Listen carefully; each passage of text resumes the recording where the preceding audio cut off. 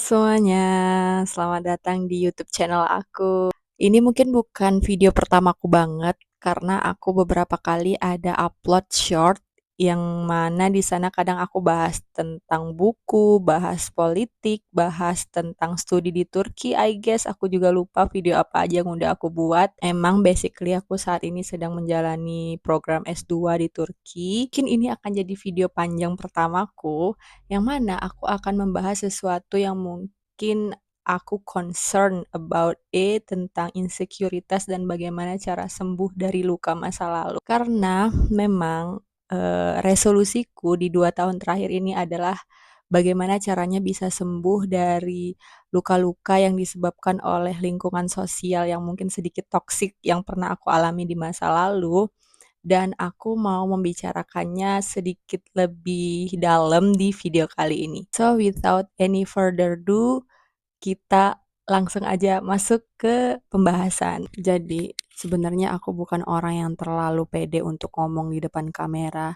Even dulu aku sempat takut untuk buat foto simple ataupun selfie sederhana di depan kamera karena ya beberapa hal yang buat aku kurang percaya diri, tapi akhirnya aku bisa sembuh dari luka-luka itu dan memberanikan diri untuk ngomong di depan kamera. Setelah dipikir-pikir lagi, aku sedikit menyesali ketika aku buka galeri handphone, aku nggak nemuin foto-fotoku, nggak nemuin memori yang tertangkap di kamera bersama teman-temanku atau ketika momen-momen spesial dan aku mulai berpikir apa aku yang terlalu takut untuk sembuh dan terlalu lama berkabung dalam luka-luka di masa lalu. Jadi butuh waktu kurang lebih 2 tahun hingga akhirnya aku memberanikan diri untuk sembuh dan memulai untuk ngomong di depan kamera seperti hari ini. Sebenarnya 2 tahun itu bukan masa-masa aku berkabung ya teman-teman, tapi masa aku berkabung itu dan meratapi nasibku, meratapi kekurangan fisikku itu mungkin sekitar 8 sampai 10 tahun. Masa 2 tahun itu merupakan di mana aku mulai merenungi, mulai berpikir, mulai menerima segala kekuranganku, segala kelebihanku dan muncul di pikiranku bahwa siapa lagi yang akan mencintai dan menerima diriku selain diriku sendiri. Yang menentukan nilai diriku bukan pendapat atau kata-kata jelek orang lain terhadap diriku, akan tetapi persepsiku terhadap diriku sendiri. Makanya setelah itu aku memberanikan diri untuk tampil lebih banyak di depan kamera, mulai dari mereview buku, mulai dari ngomongin apapun yang aku mau, dalam rangka menyembuhkan luka-luka yang melukai hati ataupun egoku di masa lalu. Ternyata mindfulness atau berpikir secara sadar dan penuh itu sangat berpengaruh ya teman-teman dalam proses penyembuhan dan penerimaan diri. Karena ketika aku berpikir sekeras apapun tentang keberadaanku di dunia ini, aku nggak nemuin jawabannya selain memang aku ditakdirkan untuk lahir. Keberadaanku di dunia ini punya tujuan dan aku harus nemuin tujuan itu dari penderitaanku, dari kebahagiaanku yang aku jalani selama ini. Karena apa? Karena aku nggak pernah milih untuk lahir. Aku nggak pernah bisa milih untuk lahir dari keluarga dengan latar belakang tertentu, dari keluarga polisi, dari keluarga dokter, dari keluarga tentara. Aku nggak pernah bisa milih untuk punya postur tubuh seperti apa, postur tubuh tinggi, postur tubuh rendah. Kalau aku bisa milih, tentunya aku pasti milih sesempurna apapun agar aku bisa diterima oleh orang. Tapi kenyataannya, seperti yang kita sama-sama tahu, kita nggak bisa milih untuk lahir seperti apa. Kadang teman-teman di perjalanan hidup kita ketemu aja sama orang-orang yang merefleksikan kebencian di dalam dirinya tuh ke diri kita. Mungkin mereka di rumah ngerasa nggak diterima sama orang tuanya dan mereka untuk merasa besar kembali, merendahkan orang lain. Aku inget banget kata-kata orang yang pernah ngejek aku. Aku sampai sekarang masih inget. Dia bilang aku rahning is cungkring, rahning tunjang, rahning berbibir tebal. Aku masih ingat semua ejekan itu teman-teman. Tapi aku nggak akan biarkan orang lain untuk menyakitiku lagi sekarang. Mungkin dulu aku masih kecil, mungkin dulu aku kelihatan lugu untuk disakiti. Bohong kalau aku nggak ngerasa sedih, bohong kalau aku nggak ngerasa insecure. Aku sampai nggak mau keluar dari kelas, keluar dari kamar yang notabene aku tuh dulu sekolah asrama.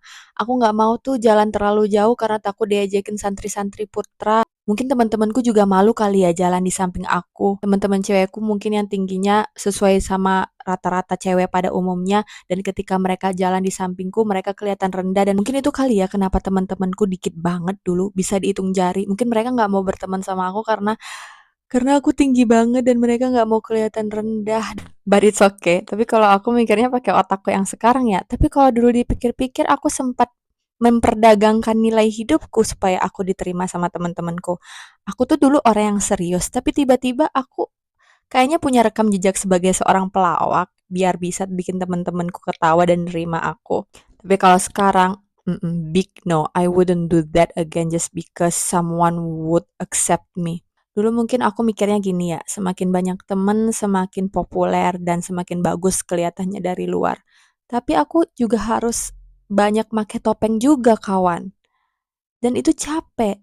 Kalau sekarang aku nggak apa-apa deh kesepian dan temennya itu-itu aja asalkan aku nggak capek untuk pura-pura jadi orang baru, pura-pura harus jadi pelawak padahal aku orang yang serius. Ya begitulah ya kadang ya hidup sosial kadang melelahkan. Terus gimana akhirnya aku bisa pelan-pelan menerima diriku sendiri? Ya tadi seperti yang udah aku bilang berpikir secara sadar kalau keberadaan kita tuh pasti punya tujuan di dunia ini. Ya mungkin kadang beberapa kali kita dapat penolakan di sana sini, direndahkan dan diragukan kapabilitasnya oleh orang-orang yang kita kenal atau oleh saudara kita sendiri. Tapi ingat, nilai kita tidak ditentukan sama apa yang mereka bilang.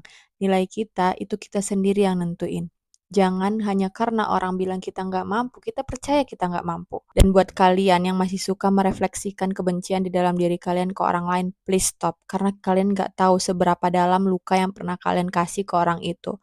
Seberapa lama orang itu perlu belajar untuk menerima dirinya sendiri. Berapa lama dia harus membenci dirinya sendiri sampai dia punya alasan untuk kembali mencintai dirinya sendiri. So, if you don't have something kind to say, just shut your mouth. Buat teman-teman yang sampai saat ini masih berusaha pelan-pelan untuk menerima diri kalian, embrace yourself, semua kekurangan, kelebihan, karena kalian deserve all good things in this world. Salam pertemanan dari Ranum.